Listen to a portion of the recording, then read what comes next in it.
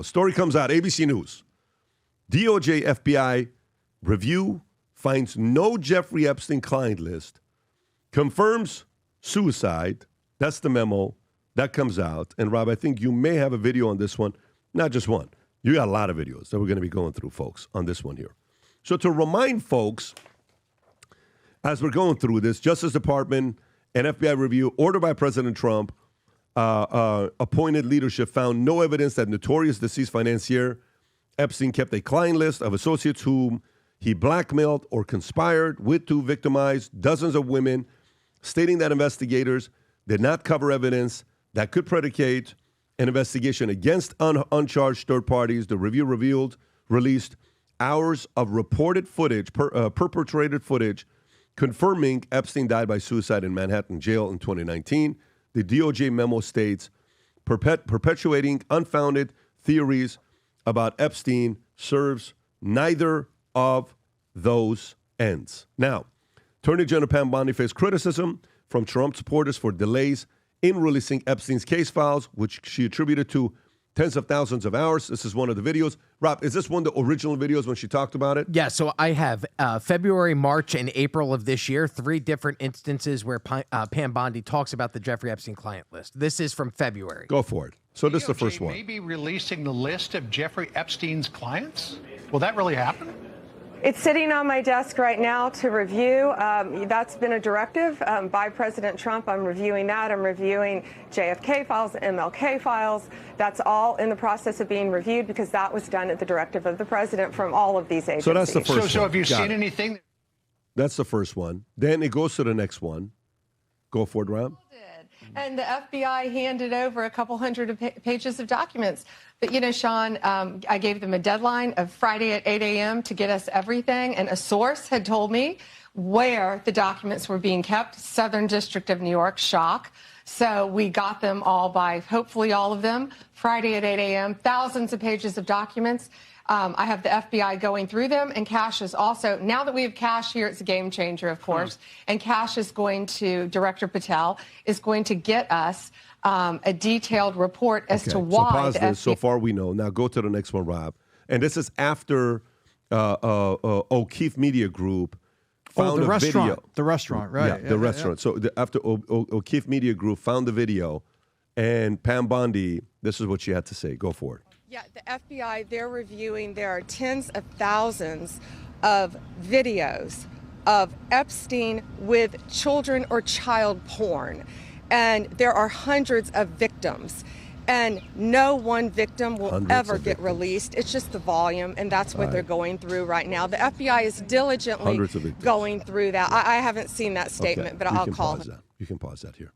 And then this is what, Rob? This is Alina Habba. This is her with Piers Morgan back in February, where she talks about the Jeffrey Epstein client list and the names being revealed. Go for it. But in this case, in Epstein's case, it is incredibly disturbing. We have flight logs, we have information, names that will come out. Is it going to be shocking? I don't see how it's not shocking that there were so many individuals that were hidden and kept secret and not been held accountable. Let's talk about the reverse. I believe in accountability. So you have to now go through your process. Now, I won't say they're guilty until they go through their time in court. But again, now it's time for accountability. We have seen for so many years, Pierce, in this country, many investigations, subpoenas, testimonies in Congress, et cetera, et cetera. But there's a general frustration with accountability. We take it halfway. We don't take it home. And I really believe that now with Cash and Pam, there will be accountability. All right. So you can pause it. Now, we got a lot of other clips, okay? Rob, if you can go to the one clip about the video released of the cell, okay? So they dropped the video footage of the cell, okay? Assuming this is the cell, but it doesn't match the one from CBS. So what's the key factor here, Rob? Because it skips a minute, right? Isn't there a clip where it skips a minute and we don't see a minute of, okay, so this is the one that, tell us, Rob, this is one from CBS. Yeah, so 60 Minutes did an in-depth expose into Jeffrey Epstein's alleged suicide. This was from the footage that they filmed at the prison that Jeffrey Epstein was being held at. They claim, CBS 60 Minutes claims this is the cell that Jeffrey Epstein killed himself in. But if you take a look at the CCTV footage that was released yesterday, you can tell the doors are different. No, this is not even the same. Doors are different. The glass is different. The color is different. The wall is not flat. The other one is flat. Press play on this one, Rob. And then you'll see right down here, Pat, where the timing is, Yeah. 11:58. It counts all the way up to 11:59 and skips 11:59 to midnight. Keep a look at the left corner right there. So minutes. So let's assume it was it. It skips a minute. Doesn't match the one from CBS.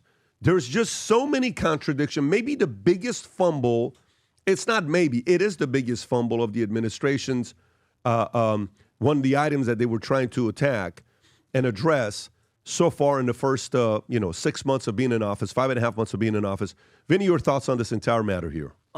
There is a guy, I'm pretty sure time you guys are going to know, George Orwell. Was that his name? Yes. George Orwell, who said, the party told you to reject the evidence of your eyes and ears. It was their final, most essential command, which basically means when the totalitarian regime wants full control, it doesn't just lie. It forces you to deny what you see and hear with your own senses. Okay, this is one of the biggest, not only slaps in the face. I mean, I knew we were never gonna see anything. Like the guy suicided himself in jail. We were promised all this stuff.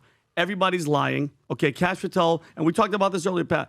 I want to know when they came in with all these promises, who is the main guy? Who is the top person? It's not Trump. I hate when people are like, oh, Trump was with girls. No, I don't want to hear none of that shit. Trump was never with little kids. The left would have jumped on his ass earlier. Who is the main blackmailed person that's holding this from coming out? Who is the top? Who's the main person? Okay, because we all know. You saw it from Yelena Haba. You saw him from Pam Bondi. He had cameras and they had terabytes of information. That's billions of dollars of evidence on all these people, Pat. And Alex Acosta, do you remember this guy, Robbie? He was a DOJ official. He gave Jeffrey Epstein the sweetheart deal in 2008. He was quoted by saying he was told to, and I quote, to back off of Epstein because he belonged to intelligence. And then mysteriously, he had 11 months of DOJ emails to him that in that time period that mysteriously disappeared. Then you have Maria Farmer, who worked for Epstein, who confirmed every pinhole, every area in there was recorded, and they know it. So somebody has that. And here's my thing, Pat. Stop gaslighting us. Stop bullshitting, because we all know what the deal is, okay? We all know. And apparently, if you're a pedophile, your job should be to get as powerful and as rich and get into politics, because rich pedophiles, you walk away and you dodge the raindrops. Nothing happens to you. You're untouchable. If you're poor, guess what? If you're a poor pedophile and you're broke, you wind up in a freaking kitchen with Chris Hansen and they go, oh, sit down, and then they show you your text. It's disgusting. I think Pam Bondi and all these people, they have lied to us. She should actually resign, Pat. If that at that level, if you're bullshitting us and you're lying like that, resign. Dan Bongino, people are like, well, what do you want them to do? Is the whole system going to come down? Dan Bongino and all these people, if you're a real Christian, if you're a real person like that, Pat, I would come out and say the freaking truth and resign and leave and just tell the truth. The truth has to come out. And then notice how random it is. All this stuff's coming out. And then Virginia Giuffre, 2 months ago, she gets hit by a car, no police report, no nothing. And then she even says, she's like, I'm going to die in the next couple of days. And then she dies. And it's always this suicide stuff. It's just, I'm fed up with the BS.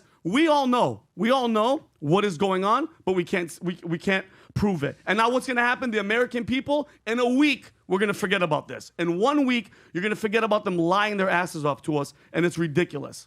It pisses me off. Adam, thoughts? I knew Vinny was going to be fired up about this. So Jeffrey Epstein, at this point, I'm not even sure what's real and what's a rumor at this point. You know, people like Vinny, and I mean this sincerely, wake up every day and they're like, where's the Epstein files? Where are we at? That's not me. This isn't in my top 3 things. But at this point with Epstein, we are not even sure what's real, what's rumor, what's myth, what's mystery. He's part monster. He's part complete mystery. We're not even sure what's happening. What do you think? So, what do you think he is? Here's what I think. So let me just go down some facts here. So we arrested the guy that had the ownership of the island, the sex island. We arrested the lady that was allegedly bringing women to the island, to the sex island.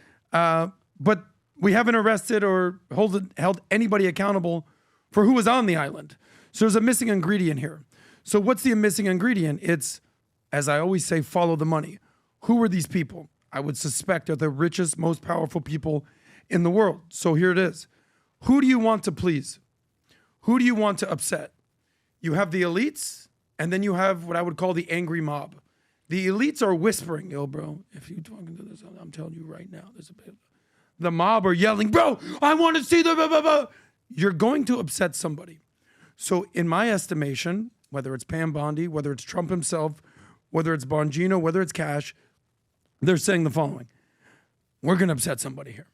If this thing comes out, we're going to have the richest, most powerful people in the world who we need, whether it's Bill Gates, whether it's Leon Black, whoever it is, we need them on our team because they know all the dirty secrets out there.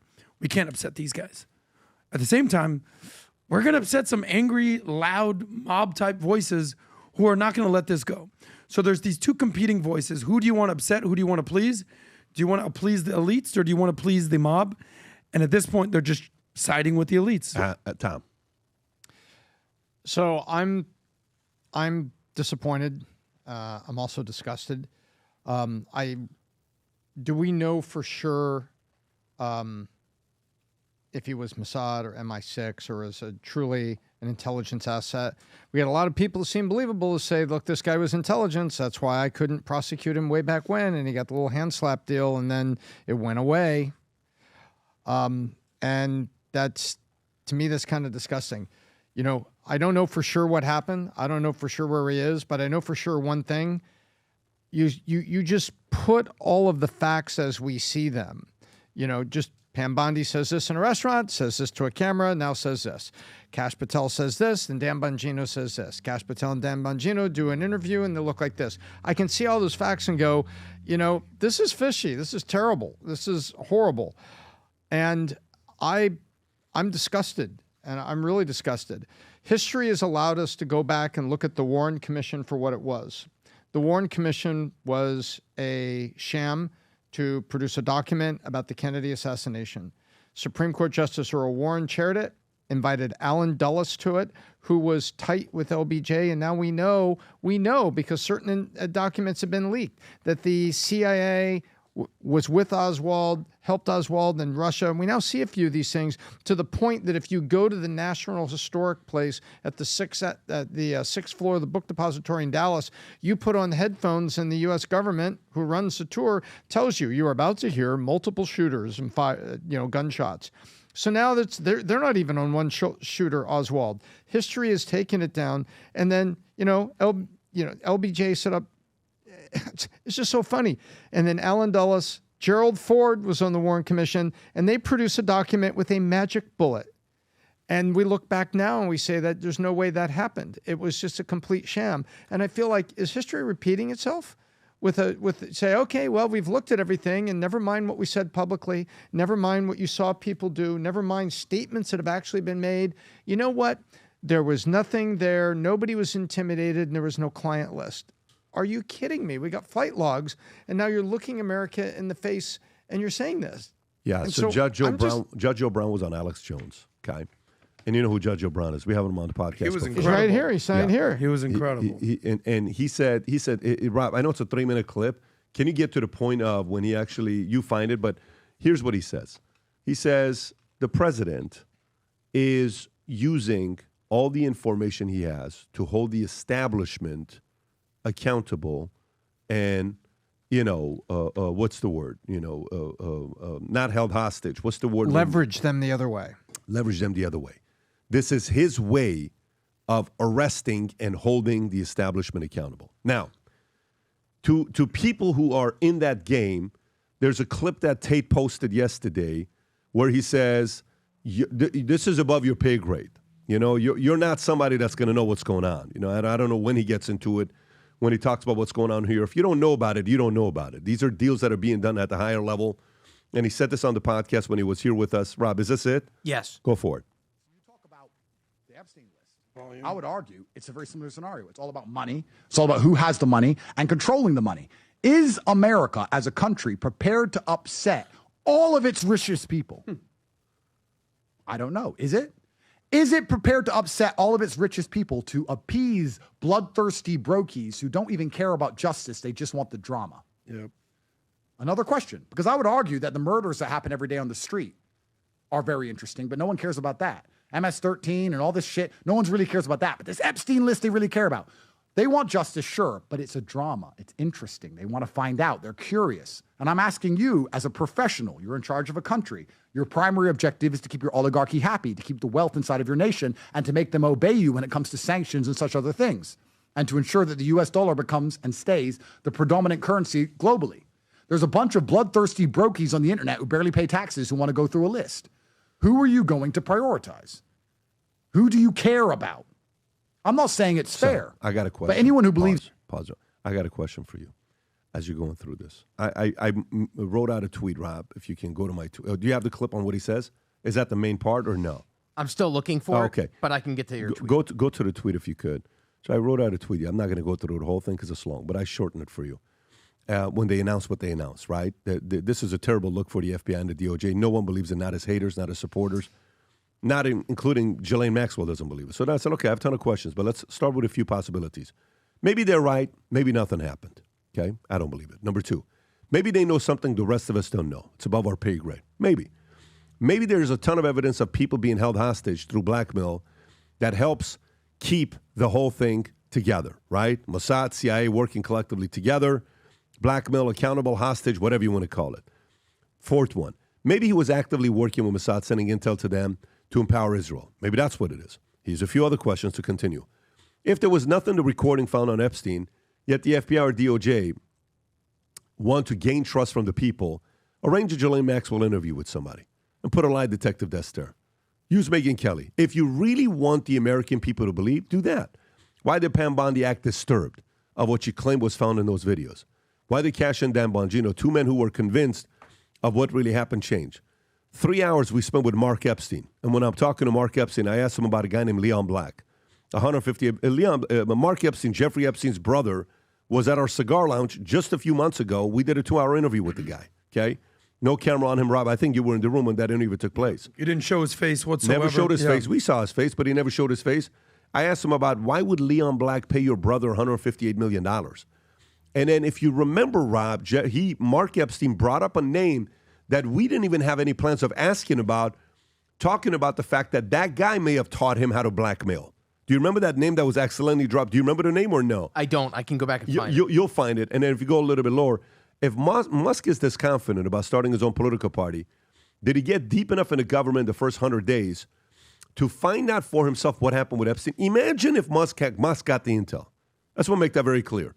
What if he has individuals in the inside of the FBI who saw everything and chose to resign to become a whistleblower to show what's in there? If there's an enemy of the administration today that's capable of that, it's Musk. It's not like FBI agents make a lot. They make 80 to 150 a year. I have a feeling Musk would find a way to offer financial protection if things got nasty. My concern is things could get very ugly in ways that I don't want to type it out. So here's the thing. Which one of the guys, the Cashes, the Pams, the Bonginos, the Habas, put all these names, which one of them, Vinny, do you think right now that knows all the dirt but is playing ball because they know who they're holding hostage, who they got a briefing of the real powerful people to say, here's why we're all going to take this position? Which one of those characters that is on the administration is conflicted the most right now? Let me ask the question one more time. Tom, Adam, who knows that they know what happened, whose names are on that list, okay? Who is certain what they did to kids? Who is certain the videos and all that stuff that's out there? Who is conflicted the most and is having a hard time keeping their mouth shut right now, deep down inside when they go to sleep? Okay, great question, by the way. I think the most conflicted is going to be Dan Bongino. I don't think he knows everything. You know who knows everything? Who? Pam Bondi. She is the #1 law enforcement officer. She was in Florida, Pat, on the cleanup of this whole Epstein thing. She knows where the bodies are buried, so to speak. But I don't think she's conflicted because she's been involved the whole time. I think Dan Bongino, you know what I mean? They asked him, I don't know who offered him the job and came in. He's seen enough, Pat, where he's like, holy shit. He's a Secret Service agent. He loves America. He's a Christian. I think he is having the most... I could see it in his face. When you see Dan Bongino in the interviews now, he looks as if somebody has taken something from him. Like a part of his soul is gone. Like I think they pulled open the current and saw it and they said, shh, you can't say anything. I think it's him the most conflicted. I don't think it's Cash. I think Cash is good in front of the camera and likes to talk a big game. I think Pam knows everything. I think Dan Bongino has seen enough to make him go, holy shit, but he's gotten the kibosh. And that's where it conflicts with me, Pat, because my thing, and you know me, as a Christian, I'm sorry. I will go down with put me in jail, kill me. I don't care. You have to say the truth. The truth has to come out. It has to. And I'll let them answer, Pat, because I want to ask you a question after, too. So I see it differently in terms of person. Everything else you said, I agree.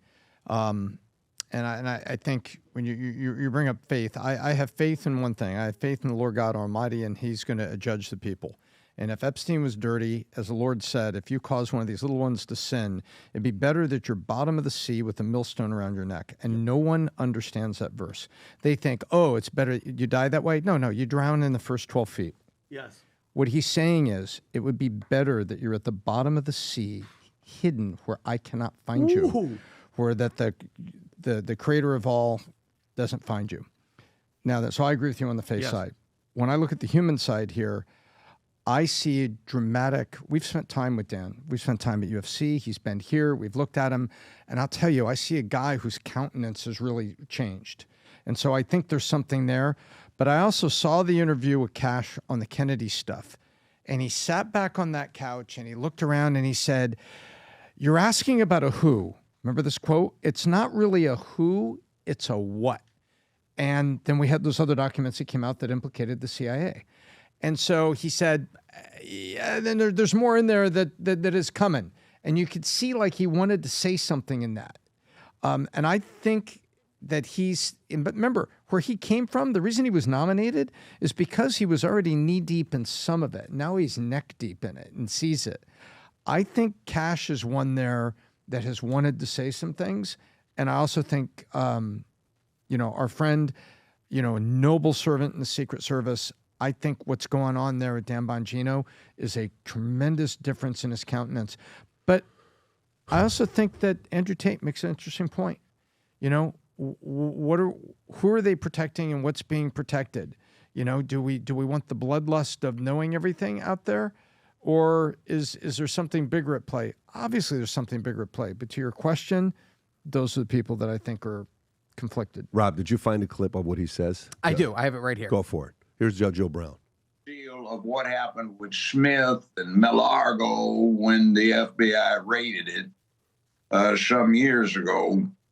And this thing that clearly they had no standing to go against about him supposedly having classified confidential documents when, as we have discussed, the President of the United States under the Constitution as chief diplomat and commander-in-chief has been held to have absolutely unquestionable authority as to what he declares either confidential and secret or decides to declare is not such.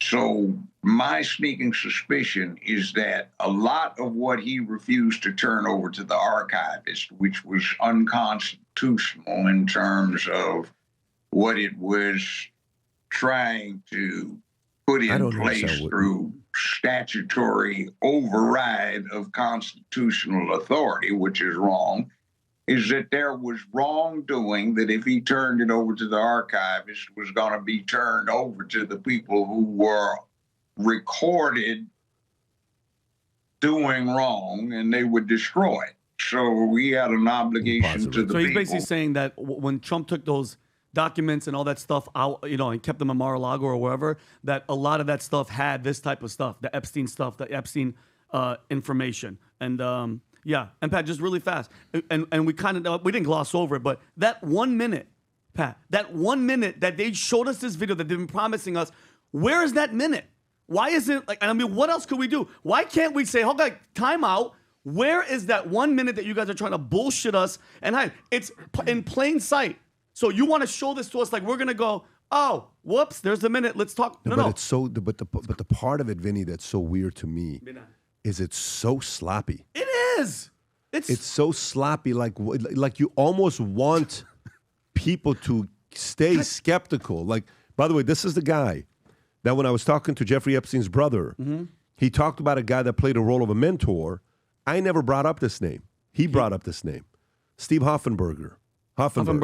American businessman and a fraudster. He was the founder, CEO, president, and chairman of Tower Financial Corporations, a debt collection agency, which was later discovered to be a Ponzi scheme in 93. He's rescued the New York Post from bankruptcy and briefly owned the paper. Tower's financial collapse in 93, 95. However, pleaded guilty to, what does it say? Bilking investors out of $475 million. He was sentenced to 20 years in prison, plus a $1 million fine, restitution. But if you go a little bit lower to what things he had, there it is. In 87, he met Jeffrey Epstein, a British defense contractor, Douglas Lessig, who Hoffenberg claimed was an arms dealer. Lessig was Saudi Adnan's Khashoggi and Prince Bandir bin Sultan Al Saud architect in the $1 billion Al Yamar arms deal, Britain's biggest arms deal concluded.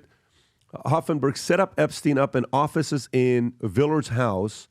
They unsuccessfully tried to take over Pan Am in a corporate raid with Tower Financial and raiding vessels. Their bid failed in part of the 1988 terrorist bombing of Pan Am Flight 103. When you see the link during this period, Hoffenberg and Epstein worked closely together and traveled everywhere on Hoffenberg's private jet. He began using the Tower's financial funds to pay earlier investors. And then in the court documents, Hoffenberg claimed that Epstein was intimately involved in the Ponzi scheme. Epstein left Tower's financial collapse. And then Hoffenberg and some of his victims sued Epstein, seeking restitution. And in July 2019, following Epstein's arrest on the charge of sex trafficking minors and conspiracy to commit sex trafficking, Hoffenberg claimed that Epstein was his uncharged co-conspirator in the Ponzi scheme. So they're saying maybe he taught him some of these things. And this is coming from a brother when this name came up, out of nowhere. I don't know what's going on here. I think it's the most sloppiest launch of a news that a big percentage of MAGA voters, Trump voters, wanted to find out. These are people that are Christians. These are people that are family people. These are people that probably have kids, nephews, nieces, who wanted to know what the hell happened here. This is by far the biggest fumble of this administration thus far. Adam. Well, you asked the original question, like who should be, how did you phrase it? Who should be most worried? Conflicted. Who's the most conflicted? So you have Pam Bondi, you have Dan Bongino that you mentioned, you have Cash Patel. I think it's Cash, because I never even heard of Cash Patel until I heard him basically say, when I get in there, day one, FBI, I'm coming in, I'm cleaning house, everybody's going to know what's going down. And just add the Epstein to all the laundry list of conspiracies that we still don't know about. RFK, MLK, JFK, Roswell, aliens, 9/11. I don't know. Epstein's just now another thing on that list. In my opinion, here's what happens. You show up, you get to the government, you say, I'm going to do this, I'm going to do this, and they Wizard of Oz your ass. And they go, yeah, tough guy? Yeah, you're real tough. How about this? Take a look at this. Is this what you want to expose? You want to bring down America? You want to bring down all these people? You want everyone to see what's going on with Wizard of Oz? Shut your stupid mouth. And the guy goes, oh, damn. Oh, damn. And at some point, you're going to have to make the decision whether you want to do what Andrew Tate said. We're talking about, do you want to appease the elites and the people that are really actually running the country, or appease the angry mob? And the angry mob has a point, and so do the elites. And it's clear at this point who they're appeasing. Who is it? They're appeasing the elites. Yeah, because they know that the mob, us, we can't do anything. But Adam, I'm telling you as a Christian, how do you think God feels about this situation? How do you think God feels where people are like, well, we don't want to piss off the rich pedophiles. So guess what? The average American, the average person can't find out. And I have a question. And you know the old saying, Adam, and I said it before, let justice be done though the heavens fall. No matter what, justice has to be held up, no matter the consequences. Number one. Number two, here's my question, Pat. I want to ask you guys. What's worse? That allegedly Mossad used Epstein to run a blackmail ring with underage girls, number one, or that the world's most powerful men eagerly joined, while now the DOJ lies through its teeth and buries the evidence. Which one's worse? What is worse? The actual Mossad, secret Israeli intelligence setting them up to do it, or the guys doing it, the actual pedophiles, and now that the DOJ helps them cover it up. What do you think is worse? And Umberto asked ChatGPT. It was so random. I asked him yesterday, you know what ChatGPT, I'm sorry, what Grok said about this question? Both elements are profoundly immoral, but the eager participation of powerful men and the DOJ's cover-up is worse. It betrays public trust, enables systemic abuse, and perpetuates injustice. Allegations of intelligence involvement remain unproven per FBI findings, but I beg to differ. Yeah, I mean, look, I understand the point, and I understand what he's saying. My question is, once a person gets in a job like this, if you have people that are conflicted, they're going to have a hard time. Are they going to come out and release? The lemon box that we launched, okay, this campaign that we launched with the messages, Rob, if you can go to it. I absolutely love the stories that we're getting, the testimonies that we're getting, Rob. Okay, the Zested Forward, that you open it up with a video being played with the hat and the merch being in it, and it's a heartfelt message to people that are going through tough times today. If you haven't yet sent this to anybody, listen, I challenge you, I encourage you, send it to someone, see their reaction. Here's some of the notes we got recently from 3 people that have been using the lemon box. Here's somebody named Patrick, phenomenal name. Hi, guys. I gave it to my wife as part of her Mother's Day gift. She's a national sales manager for a yacht company and found it to be very encouraging. She teared up when she received it, and I'm sure she will open the box again and listen to it over and over and over again. Thank you. Rob, if you can go to the next one. Here's something from Karen. The recipient loved the lemon box with the hat and video. It was just what she needed to pull her out of a bad time. Thanks for such creative ways we can express love and encouragement to people who need just a bit of recognition. And then the next one here, we have a Magnia. Bought these boxes for my son. Bought this box for my son who was going through some hard times. When he got it, called me crying because he said it was exactly what he needed and thought this gift was the most thoughtful thing he had received. If life gives you lemons, make lemonade is a simple message and a great message for so many. PBD's message in the box was awesome. Loved it. So if you got somebody that's going through things, folks, job, career, family, marriage, personal life, go to vtmerch.com, zest it forward, send it to somebody. Sometimes we love getting stuff for ourselves, but sometimes we just want to make somebody else's day. You can't wait for them to message you and tell you how grateful they are for that. And on top of that, ladies, you've been asking about it, and my wife, some other ladies, Kim, others been saying, Pat, we need some sports gear for the ladies. So here's what we have now as well that's officially launched on vtmerch.com. Go for it, Rob.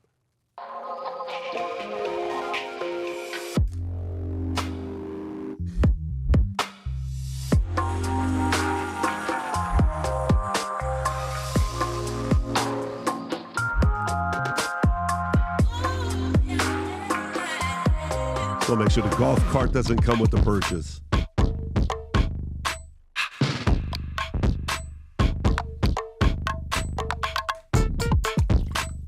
Okay, Taylor, Alicia, Natalia, Lay. We got some fit ladies that work here, people. We got a gym. I'm a little offended that you guys didn't ask me to be in it. I could have worn a wig. No, we're not doing that. We want real ladies is what we want, not the one you dress up to be sometimes, Vinny. So go to vtmerch.com, place your order.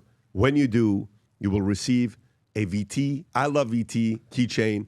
Gang, we know most of our listeners are men, and we know most men, what we tend to do is we tend to procrastinate. The ladies will buy gifts for you. Guys, go buy some gear for your wife, for your girlfriend, for your loved ones, and send it to them. Surprise them. Go to vtmerch.com. Make someone's day today. If you enjoyed this video, you want to watch more videos like this, click here. And if you want to watch the entire podcast, click here.